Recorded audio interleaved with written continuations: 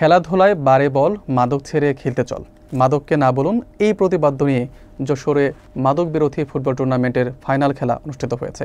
গতকাল শনিবার বিকেলে উপশহর কলেজ মাঠে যশোর জেলা মাদকদ্রব্য নিয়ন্ত্রণ অধিদপ্তরের আয়োজনে এই খেলায় চৌগাছা ফুটবল একাডেমিকে 1-0 গোলের ব্যবধানে পরাজিত করে চ্যাম্পিয়ন হয়েছে সদরের পলাশ ফুটবল একাডেমি। জেলা প্রশাসক আজহারুল ইসলাম প্রধান অতিথি হিসেবে উপস্থিত থেকে বিজয়ীদের হাতে পুরস্কার তুলে দেন। বিস্তারিত দেখুন মোহাম্মদ শাওন হোসেনের প্রতিবেদনে।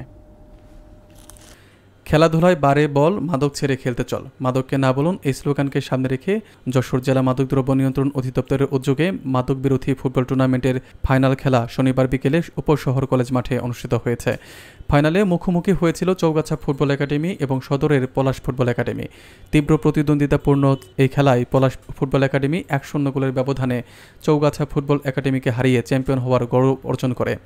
ফাইনাল অনুষ্ঠানে প্রধান অতিথি হিসেবে উপস্থিত ছিলেন জেলা প্রশাসক আজহারুল ইসলাম। এছাড়াও মাদকদ্রব্য নিয়ন্ত্রণ অধিদপ্তরের খুলনা বিভাগীয় অতিরিক্ত পরিচালক আহসানুর রহমান এবং যশোরের উপপরিচালক আসলাম হোসেন উপস্থিত ছিলেন।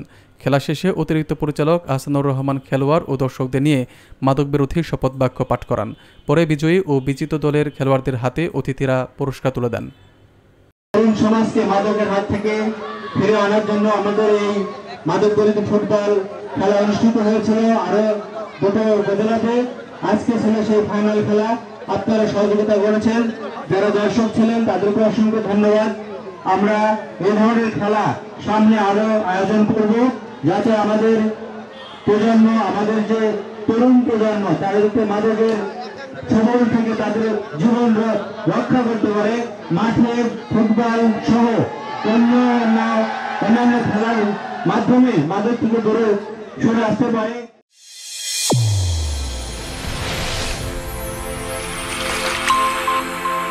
চ্যানেল A1 হৃদয়ের স্পন্দন।